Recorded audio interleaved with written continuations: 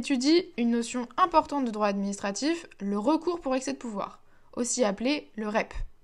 Le REP est un moyen qui permet à un administré de saisir le juge administratif afin d'obtenir l'annulation d'un acte administratif. Un acte administratif, ça fait référence à une décision qui est prise par une autorité administrative. Vous en connaissez forcément. Un arrêté municipal, par exemple, qui va être pris par le maire. Ou un décret qui peut être pris par le Premier ministre. Ou encore une circulaire qui peut être prise par un ministre. On va faire un bref rappel de l'histoire du REP. Le REP est véritablement reconnu grâce à la loi du 24 mai 1872. Mais il ne dispose pas du rôle qu'on lui confère aujourd'hui. Il faut attendre que la jurisprudence intervienne et il faut donc attendre l'arrêt Dame Lamotte, rendu en 1950 par le Conseil d'État. Puisque le Conseil d'État vient reconnaître que le droit au recours pour excès de pouvoir est un PGD, un principe général du droit.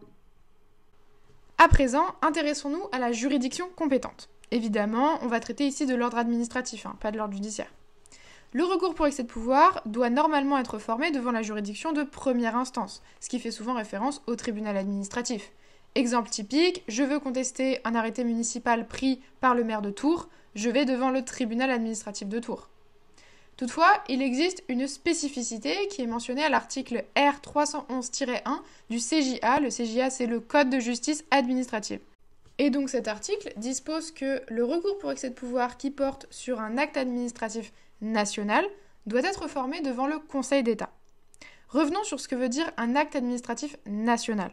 Cela fait référence à un acte administratif qui va s'appliquer sur l'entièreté du territoire français, pas seulement à l'échelle d'un département, à l'échelle d'une ville ou d'une région. Exemple typique, une circulaire prise par un ministre ou encore un décret pris par le Premier ministre, qui vont avoir comme effet de s'appliquer sur l'entièreté du territoire français, qui va concerner aussi bien un habitant de Lille qu'un habitant de Marseille. Cela signifie que, dans ce cas précis, le Conseil d'État est le juge de premier et dernier ressort. Maintenant, intéressons-nous aux conditions de recevabilité du recours pour excès de pouvoir. Première condition assez évidente en droit, l'intérêt à agir. En effet, pour former un recours pour excès de pouvoir, pour vouloir contester un acte administratif, il faut avoir un intérêt à agir. Ça signifie que vous allez tirer un avantage de cette instance ou bien que l'acte administratif actuellement en vigueur vous cause un dommage, vous cause un désavantage, qu'il vous concerne directement en tout cas. La deuxième condition de recevabilité, c'est le fait de respecter un certain délai. En effet, en droit administratif, on peut former un recours pour excès de pouvoir dans les 2 mois suivant la publication ou la notification de l'acte administratif. On distingue publication et notification puisque la publication est utilisée pour les actes administratifs réglementaires alors que la notification est utilisée pour les actes administratifs individuels. Mais ça revient à la même idée. Toutefois, il existe une exception à ce principe du délai de 2 mois. Cette exception, elle provient d'un arrêt rendu en 2016 par le Conseil d'État qu'on appelle C-Zabage. En effet, le Conseil d'État vient nous dire ici que le délai pour agir, donc pour former un recours pour excès de pouvoir, peut être allongé à 1 an dans le cas où un acte administratif individuel a été mal notifié. Mal notifié, cela signifie alors qu'il a été notifié au destinataire de l'acte sans qu'il ne soit informé des voies et des délais de recours. C'est-à-dire qu'on vous adresse un refus de permis de construire, par exemple. Cela est bien une décision individuelle. Toutefois, on ne vous dit pas que vous avez 2 mois pour la contester, par exemple. Vous n'êtes pas au courant des délais de recours ou des voies de recours. Et bien dans ce cas-là, vous pouvez bénéficier finalement d'1 an pour former votre recours pour excès de pouvoir et non pas 2 mois.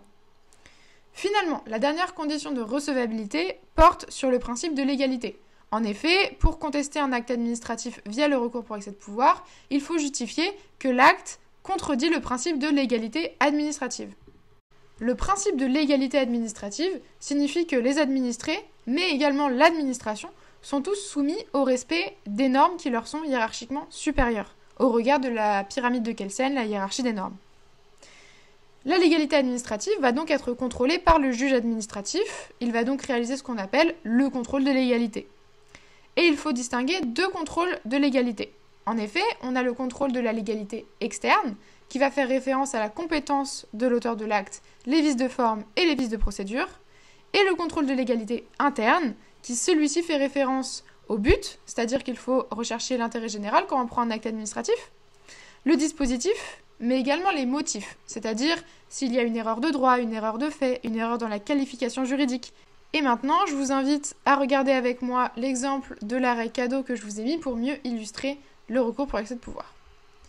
Dans l'arrêt cadeau, on est face à un recours pour excès de pouvoir qui est formé devant le Conseil d'État. Et normalement, vous savez déjà pourquoi. Pourquoi ? Puisque l'acte administratif qui est contesté provient du ministre de l'Intérieur. Donc il s'agit d'un acte administratif national. Donc le Conseil d'État dispose d'une compétence en premier et dernier ressort. On l'a déjà vu. On est bien dans un recours pour excès de pouvoir puisque, et je vous l'ai souligné en rouge, le requérant demande au juge d'annuler un acte administratif. Et enfin, vous pouvez également voir que le requérant a formé son recours pour excès de pouvoir pour incompétence de l'auteur de l'acte. Et cela, comme on l'a vu juste avant, fait référence à la légalité externe. Il ne fait alors à présent aucun doute que cet arrêt porte bien sur un recours pour excès de pouvoir. Voilà, la vidéo est terminée. J'espère que ces notions ont été un peu plus claires pour vous. Si ce n'est pas le cas, n'hésitez pas à poser des questions dans les commentaires, à vous abonner, à liker la vidéo et je vous remercie de l'avoir regardée.